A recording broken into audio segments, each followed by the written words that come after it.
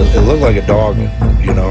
They call it like the dog man or something. I mean, this thing was built. I mean, this thing was rugged. I mean, it's something I wouldn't want to tangle with it, you know. One night, I'm sitting there and I had a dead body in my bed. Yes, that's when I started hearing the doors opening and closing and then walking through the house. There was these little portholes that they described they could see, these little round, like, portholes, and there were humanoid figures in there, and they were, like, staring down at them. Welcome to Myths, Monsters, and Mullets. I am your host, John Methenkamp. If you have a paranormal encounter you'd like to share, you can email me at mythsandmullets@gmail.com.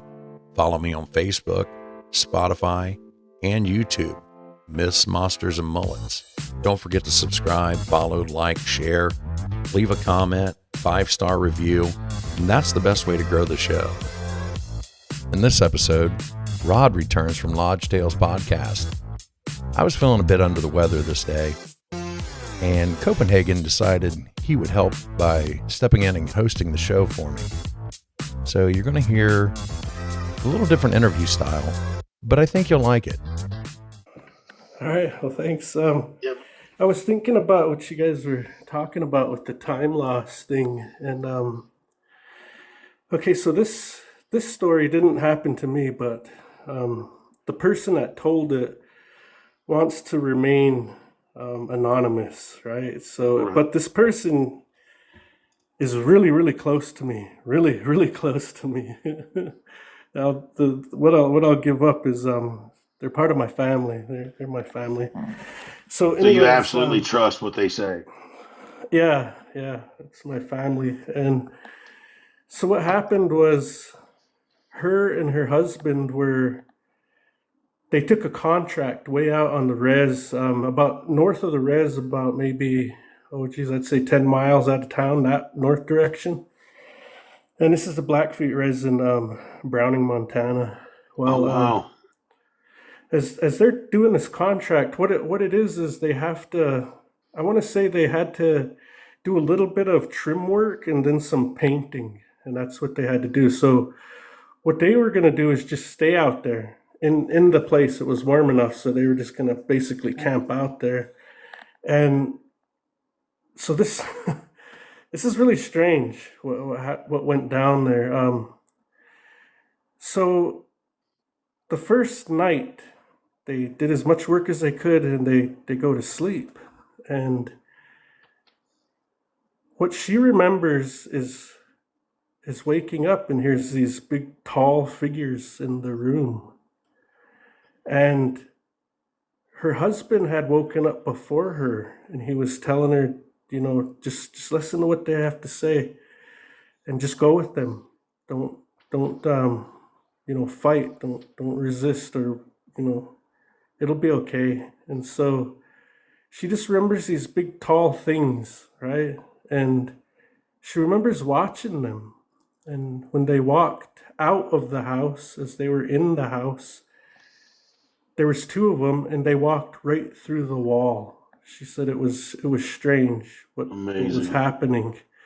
And that's it. That's all she remembers. And her husband doesn't even remember it.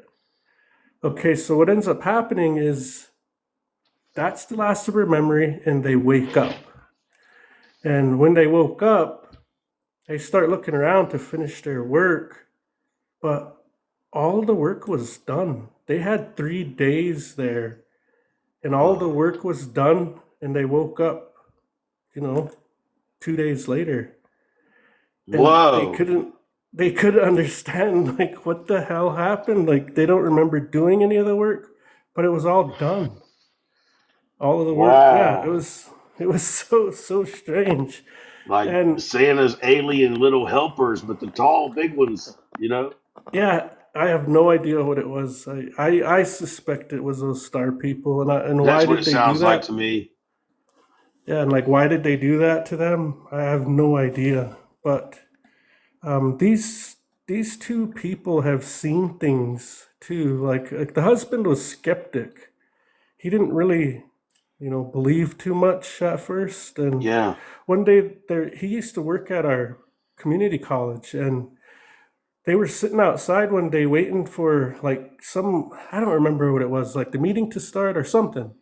But she was just going to wait out in the car for him. While they were sitting there waiting, she looks up and she sees this cigar shaped thing. She said it just looked like silver, really, really fine silver, like really shiny.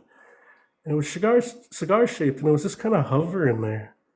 But anyways, as she gets his attention, look at that, and he looks up and he sees it too. And before long, it just shoots straight in the air, just straight up, Yeah. and it was gone. They both seen it. So, anyways, they always see stuff like that, and it's And that's kind always of on the odd. reservation. Yeah, it's on the res where that happened at. Yeah, It seems to be reservations have a lot of activity. It doesn't even matter what nation you're with. It's just a lot of activity happens around reservations. yeah, I agree. From Because Skinwalker to oh man, you name it. Everything seems to happen around the res. yeah, I agree. Like another thing that happened too was I don't know if I mentioned this to John before, but I'll tell you. One time, one of my so he'd be my great uncle. He was running a sweat lodge. He was one of the spiritual leaders of our tribe, and he passed on in the early 2000s. But one time they were out there. My aunt was there, and she was like my other mother. She really had a big influence in my life. She took care of me. I lived with her for a while. But she was at a sweat lodge one time with all them, that side of the family, my dad's side, and everybody that was out during the break, because you have 4 rounds and you'll have a break between each round of the sweat lodge, and you got to go back in and close the door again. And they have fire keepers, like the people that watch the rocks, to make sure that they're not going to go cold or anything. And during one of those breaks, everybody got scared and kind of rushed back in, and they told the old man, they said, there's something in the air above us. And they were all looking out at it, and there was these little portholes that they described they could see, these little round like portholes, and there were humanoid figures in there, and they were like staring down at them. In the And when the old sky. man, yeah, right above the sweat lodge. I, And I've as the heard old of I've man, heard of a story like this before. yeah, when the old man crawled out to look, and he said, "Oh, don't worry about them." He said they're just curious. They're like us. He said they just want to see what we're doing down here. Isn't He that said, amazing? yeah, he said in the old days, he said, we had, he said, basically a treaty with them. They would interact with us a lot. He says, but don't worry, they're not going to harm you. They're not. That's not what they're here for. They're just curious. And so that planted a seed in my mind, and I've always thought, see, because I've never experienced anything with them. I've never even seen anything in the sky, nothing. So, but my brother has, and other people in my family have.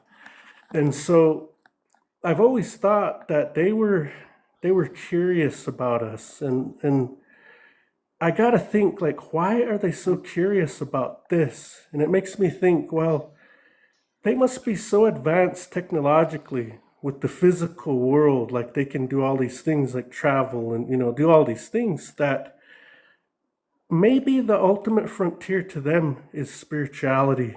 Maybe they don't know that yet. Maybe Right. that's why they're so fascinated with how, because I'm not trying to toot my own horn or act egotistical or anything like that. Far from it. Right. Right. I got to kind of preface that. But Native Americans, I can only go off of my experience with my tribe. All of us that have these spiritual ways and still have our ceremonies and our songs, and they weren't erased, we have a deep connection with the spirit world. There's It's no doubt just, about that, brother. There's no. You are it's not bragging when you say that. I think everyone knows that. Honestly. Yeah, and that's why I think they want to know these things, because the things that we call medicine, other people call miracles, Yeah. right? And I mean, just to give an example of what medicine is, I'll tell you. So one time, before, I want to say it was sometime after the Europeans came, but it was before we were actually shoved onto our current reservation. Somewhere in that time period, there were these Blackfeet that went out and they were going to go raid, steal horses, something. I don't know what exactly they were up to, but it was a raid they were on. And it didn't go well. These two brothers that went, one of the brothers actually got wounded in the stomach and he wasn't doing very well. So they end up hiding. They hid in this little rock outcropping and there was like a little cave in there and they hid in there during the day. And when they were hiding there, the other brother was so concerned he didn't really know what to do. So he just went out and he was standing kind of guard, I guess, looking around and making sure everything was okay. But he seen a snake, a rattlesnake, and when he seen it, he reached in his pouch and he gave it some pemmican. He fed it. He just put a pinch down by it, and he just backed off, and he was just feeling generous, kind to them. And as he was standing there, the others said he kind of went into this trance, like he was unresponsive and he was just kind of staring, just absently at nothing. And what he said was, as I was standing there after I fed that snake, I could hear somebody coming, and there was a woman. It was a woman, and she was dressed in buckskin. She was a woman, and she said, "Since you took pity on my people," she said, "I want to help you, and I'm going to show you something how you can help your brother." And so she showed him how to do this little ceremony, how to do this medicine. And so when he was out of that, he starts scrambling around and he says, "Look, this is what we've got to do to help him. This is what we're going to do." And so they did. He started doing everything he was just shown. And it involved covering up his brother with a hide. And so they did. They covered him up. And he had these, certain things he had to do, like songs. He had to sing this song and had to do it a certain amount of times. And every time he'd do it, it would sound like somebody was coming closer, closer and closer. They could all hear somebody coming. And he told them, "All right, now take that off of him, that hide." So they took it off, and all that was there was just a skeleton. It was just a skeleton. So he reached in and he took out this ball round. There was a musket ball round. He took out of him. He says, "Now cover him back up." They covered him back up, and he did the same thing again. And when they pulled it off, he was fully, he was there again physically. And there was no wound. There wasn't even a scar. It was totally gone. I So love that story. That's so cool. So the last time this happened with that snake medicine was my wife's grandpa. When he was a boy, he seen his grandpa do it, that medicine. He seen him do it. And it was with a person that come down from Canada, because we're right on the border to Canada, Arez, northern Montana. Yep. And as he came, there was somebody that showed up, and they were, same thing, had a wound in their gut like that. And he witnessed that. He was actually the one that had to pull the hide off, because, he was just there and he was available, and it was kind of all of a sudden thing that happened. The guy just showed up, and so he did that. But he was the last one to see that. That medicine since, gone right now. It's not in the family no more. It's not there anymore. But So that's an idea it never got retaught back down to the generations, huh? That particular one didn't. But see, those things like that, they're not gone. They're waiting. They're waiting. Like none of that stuff How ever would you truly learn goes that away. again? Would you have to You would wait have for that to be taught it again by the woman? Yeah, you would go out and seek it. You would go out and fast, and Oh you yeah, know, yeah, yeah. and if they decide that you're right for it, that it'll happen. But it's really not up to you, because really what happens there is, now I'm going to get spiritual on you. What's really going on is, the Great Spirit is ultimately responsible for all of this. It's not the person. It's not even Right. that spirit per se, because even that spirit all comes from, it's a Bastape Yup, or the source of life. They're all from that, which is, the Great Spirit. They're all from that source. So it ultimately comes from him. So how it'll come back to the person is if they're out seeking it. You have to look for it. You can't just sit there and expect something to show up. You have to be put out in the right way by somebody that knows how to fast. Makes Put out in the sense. right spot. There are certain rules. This is why we don't like people trying to mimic what we're doing, because it's for their safety.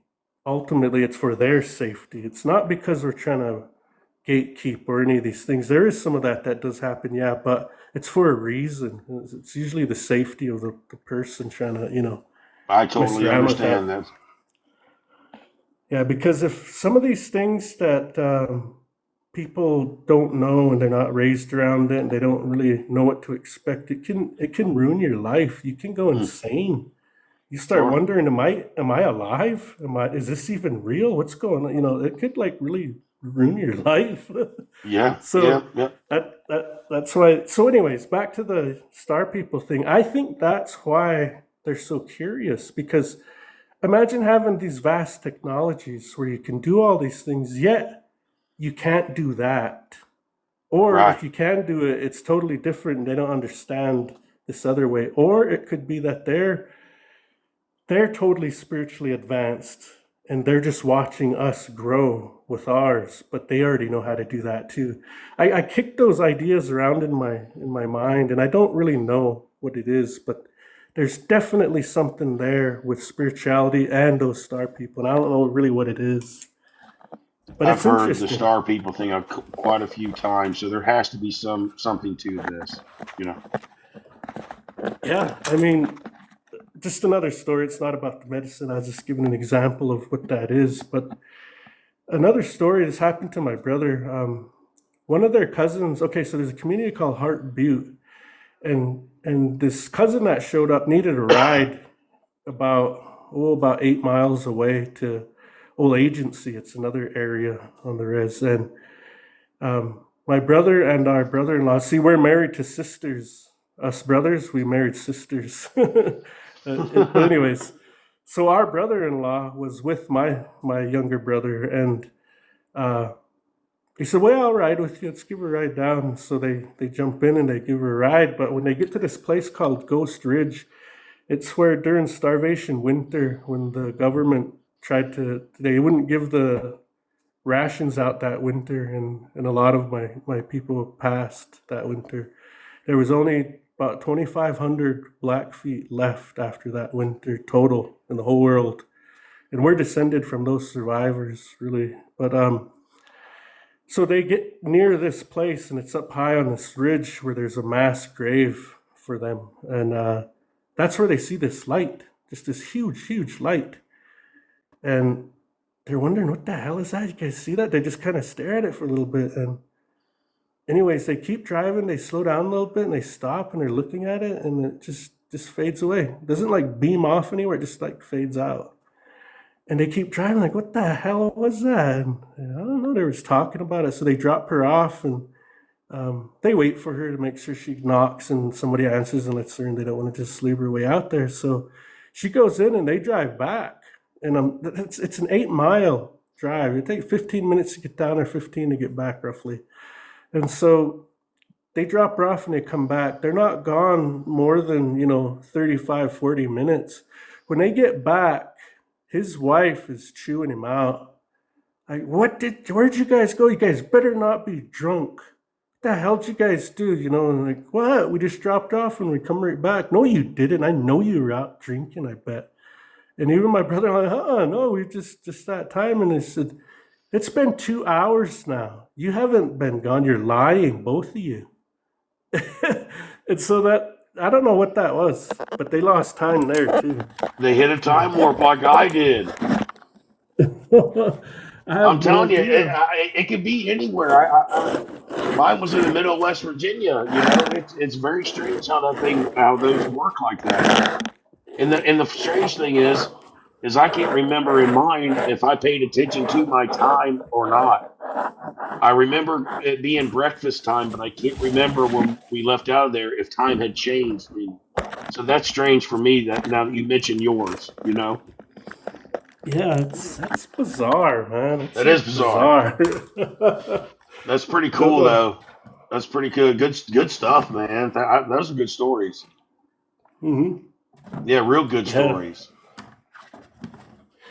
There are other stories that have happened to me that, okay, so even though we are raised around this, we're not inherently born with this knowledge. It's passed down to us, it's an oral Sure. tradition. So you have to be taught, right? You have to be taught this. So along the way, you're going to most likely, you're going to have like an aha moment in your life, when this happens. So for me, I was in the fourth grade and I got appendicitis. And I've had experiences before this, but this is when it really hit home. I was just a little kid. I had appendicitis. I almost passed because it poisoned my system. The appendix actually burst. Mm. So I was being poisoned, and I was in intensive care for a while and all this and that. Well, before my dad came down to be with me, he stopped by the old man's place and he spoke to him, could you help my boy? Help him make it through this. And he said, yeah. And so, what he told my dad was, well, I sent help down. I sent help down for him. But when you guys are done and he's healed up, he said, come out to my place. Come out. I want to see him again. So I was healed up. And at this time, where he wanted us to go to, he was having what we call a night lodge. And he was going, it's a ceremony that we do. And anyways, he was telling us to go out there. And so we did. And in this night lodge, it's not like a sweat or anything. It's like what he used was this old house, their old house. I want to say it was like his dad's old house, and it was shaped like a horseshoe. There was one wall in the center, and a front door and a back door, but they had all the furniture removed. Hmm. Everything was removed, and it was just an open space.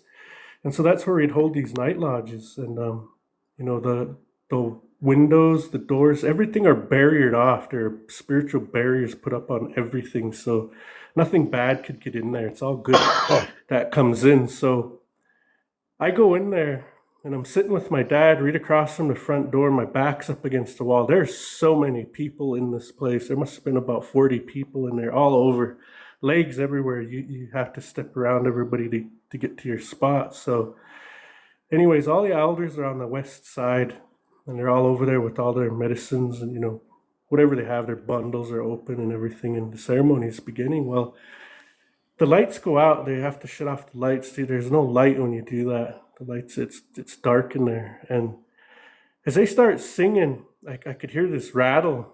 Like sometimes when you're singing, the rattles are what make the beat, I guess. There's a rattle in there that shakes. They use those rattles. So I hear that start shaking, and I could hear the birds. There's birds in there. There's a bunch of them in there, about 3 or 4 of them. They're flying around people and stuff, and just all over in there. I could hear them. They'll stop above I imagine somebody, and be flapping, and that just means they're blessing you, whichever spirit that is. Well, I could hear all this going on, and I hear that rattle going all over in there, and I'm wondering to myself, because I'm just a kid, like, how is that person shaking that rattle and not tripping?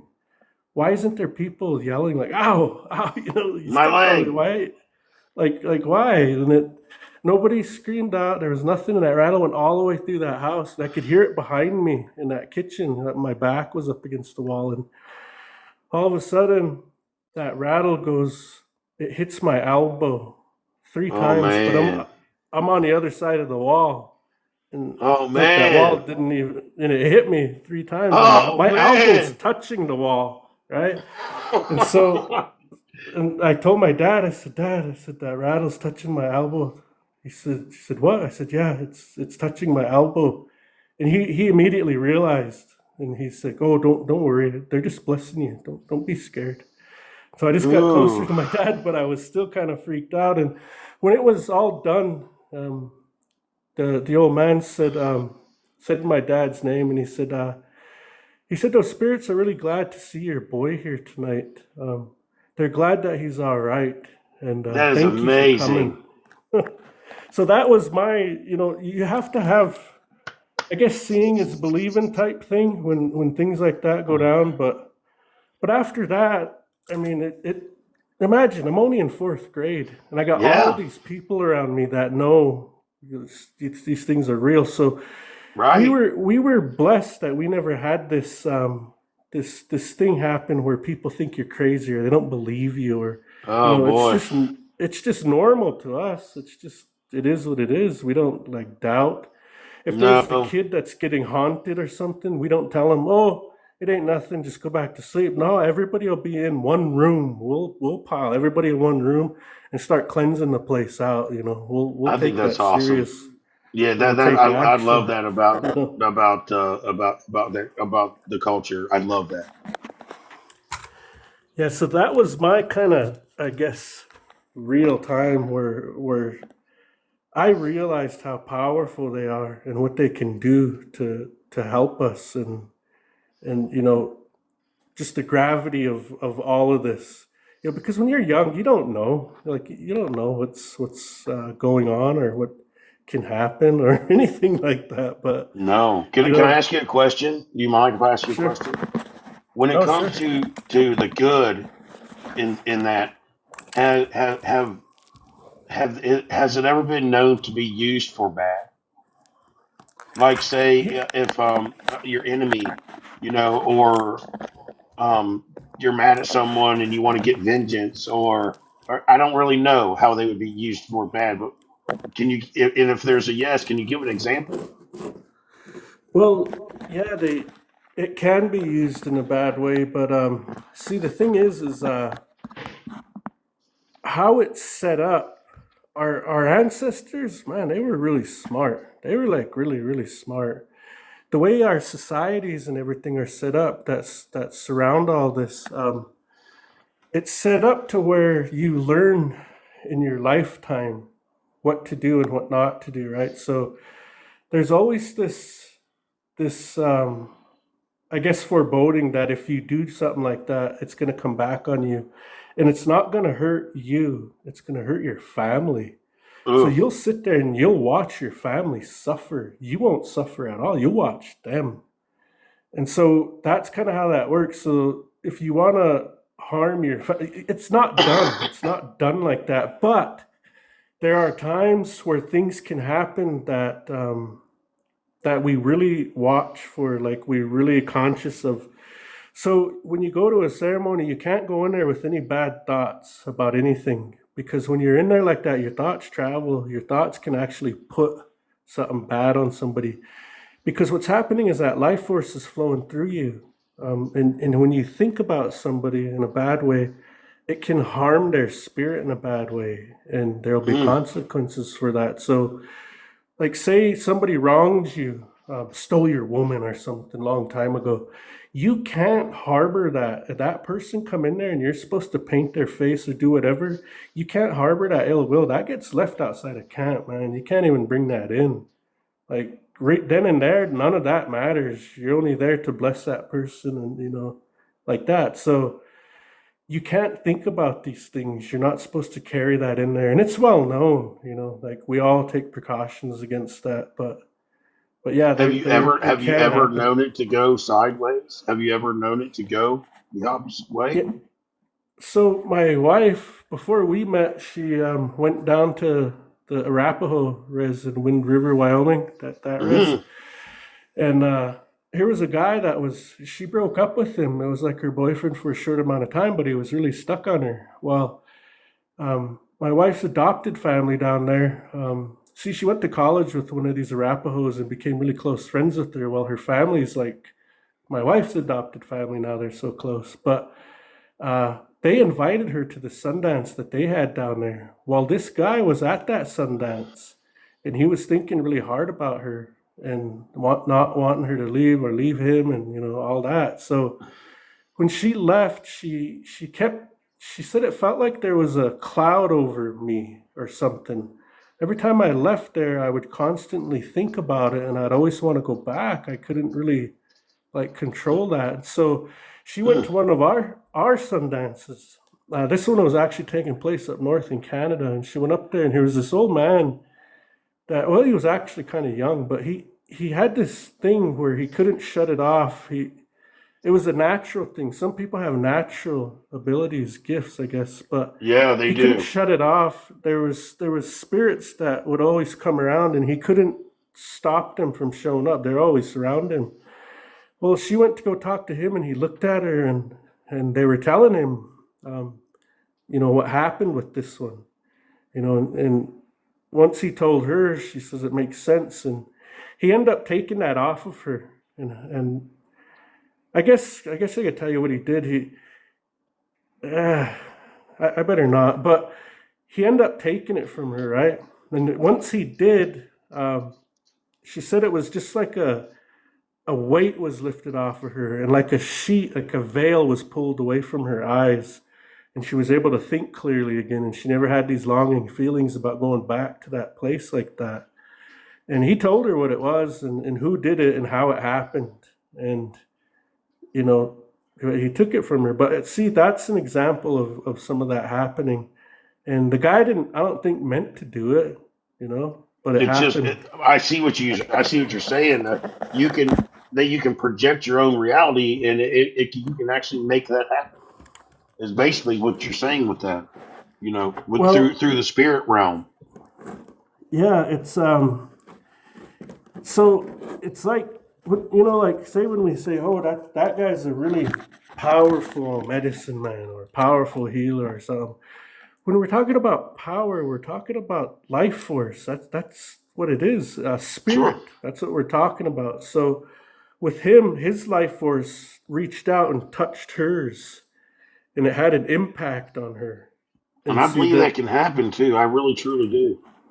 but that's what that is. And I don't know what else you want to call it. I mean, you can Well, to me, call it's it almost like manifesting or something. But I don't know. It's like when you're sitting around, you're like, oh, thinking about somebody, and that person calls you, or um, it's not identical to that, but I can see along the same lines from my perspective, from the way I live my life.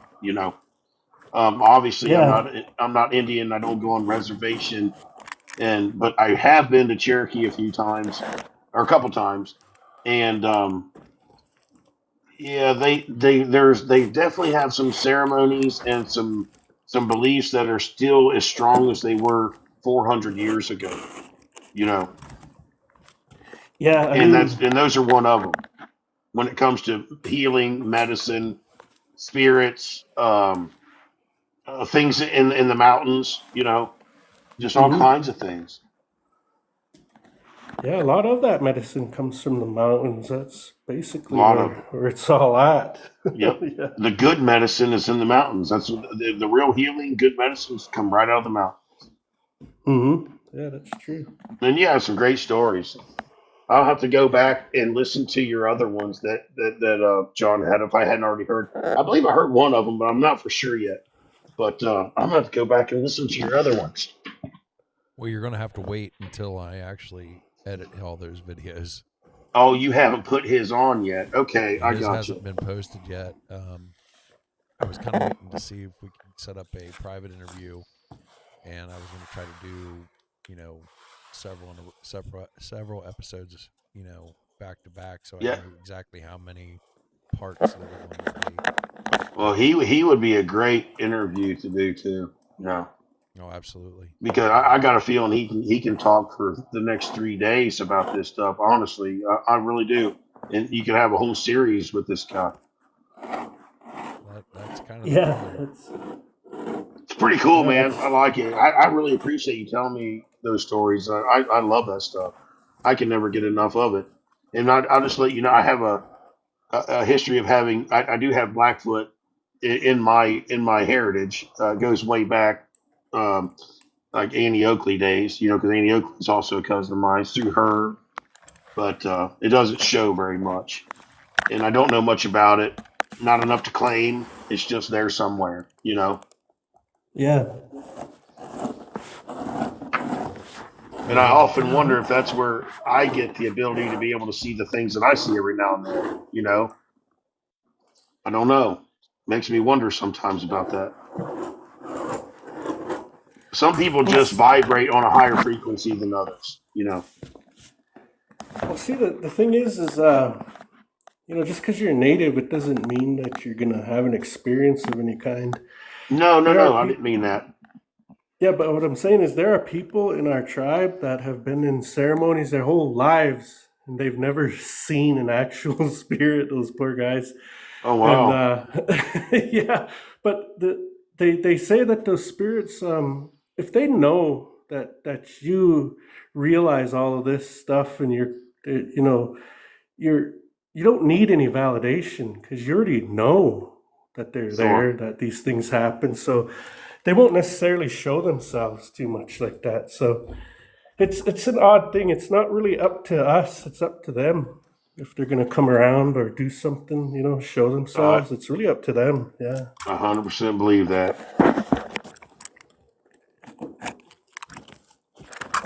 But yeah, Man, I do. I can go on and on with more stories and stuff.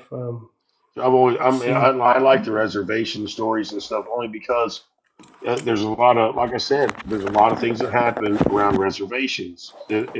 Reservations, big ranches, anywhere where there was a lot of Native American activity. There's a lot of other activity, and that's just the fact of it. So I'll tell you this other story real quick here. So my father-in-law, he worked with the forestry a lot, and he was a sawyer when he was younger. So what he would do is he would get contracts to go tree thin in certain places in Montana. And this particular time, he was with one of his buddies, and they were tree thinning out at the Bob Marshall Wilderness, somewhere in those mountains. And when they first got there, they were setting up camp, but it was just like a little like pissy tent. Like the zipper didn't even work that well, but it was kind of a big tent. Like two of them could fit in there with cots and everything.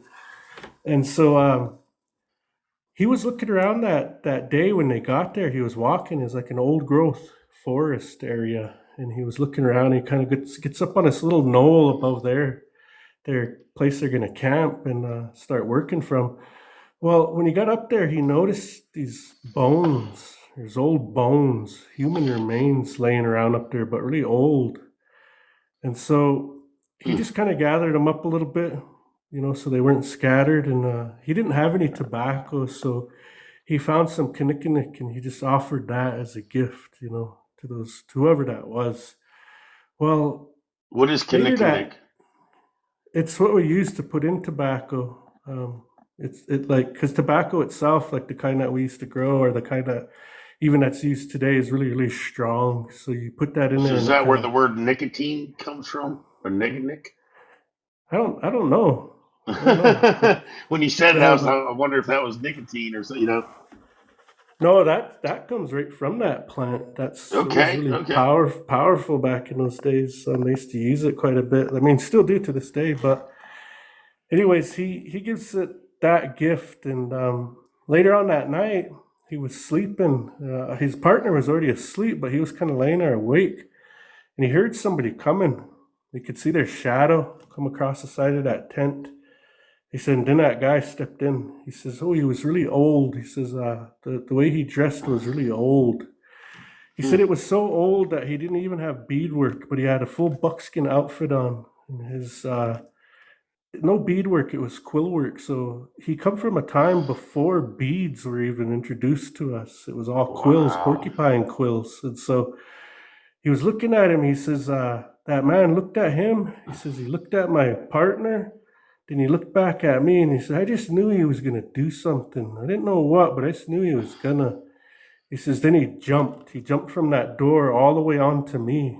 And he started trying to hold me down. And he said, I was struggling. He said, and he says, I remember my elders told me, if something bad tries to do that to you, he says, just hold on to him and wait until the sun comes. And if you drag them into the sun, the sun will take them and they can't do anything. Any bad they're trying to do, it won't work. And so that's what he did. He battled this thing. And he said, "Oh man," he says, when I was holding it, he said, as I was telling it, he says, I'm gonna hold you here until the sun comes up and the creator's gonna take you. He says, you ain't gonna harm us. And that guy really start fighting. He says, man, he'd almost get away from me, but I just kept holding him. And he said, he almost get away. And he said, finally, next thing you know, he says, I woke up. He said, that was actually a dream. He says, and I was looking at my partner, and my partner was already awake, and he was just sitting there staring at me. And he says, hey, man, he says, he started telling him, he said, hey, man, I had a really crazy dream last night. And he started telling him about it. And his partner says, oh, he says, I don't know if that was a dream. He says, I was laying here because I heard you, moaning and kind of struggling. And so I started looking at you. I sat up, and he says, man, you would just come about 3 or 4 feet off that bed straight in the air, and you'd land again. Then it would happen again and again. He says, he says, why did you wake me up? He says, I don't know. He says, I was told never to wake somebody up when they're having a dream like that. He said, I just sat here. And he says, Wow. no, yeah, but That's whatever that amazing. was, that was bothering him in his dream. I couldn't imagine being the guy on the other side watching this happen. Yeah. That is amazing. And for Yeah, him to that'd be, wake up and to have this whole battle and to remember every bit of it because it actually happened to him, that's really cool. Great story, man. Jeez, yeah. you're gonna have to. John's gonna do a series with you. I can feel it. It's gonna be a good one. Absolutely. John's methodical. He'll put it together in a way that it'll come out, like a really cool story. Well, you made the night tonight. I really appreciate you coming in. I was Yeah, Rod. stressing taking on John's job tonight because I didn't want to be the only one to come in that we don't get one person. I'm glad you came in and told your stories. That was nice. Yeah, no, I like these lives that John does here, so Me too. kind of right up my alley. So I like that. Yeah, well, thanks for that. And yeah, like I said, I'll probably jump down. I'm actually at work trying to pad this house, the I can hear carpet. you doing something. Yeah, so I better get Well, we back at definitely it. appreciate you, man. But I appreciate you a lot. I know John does, even more than I do. So Absolutely.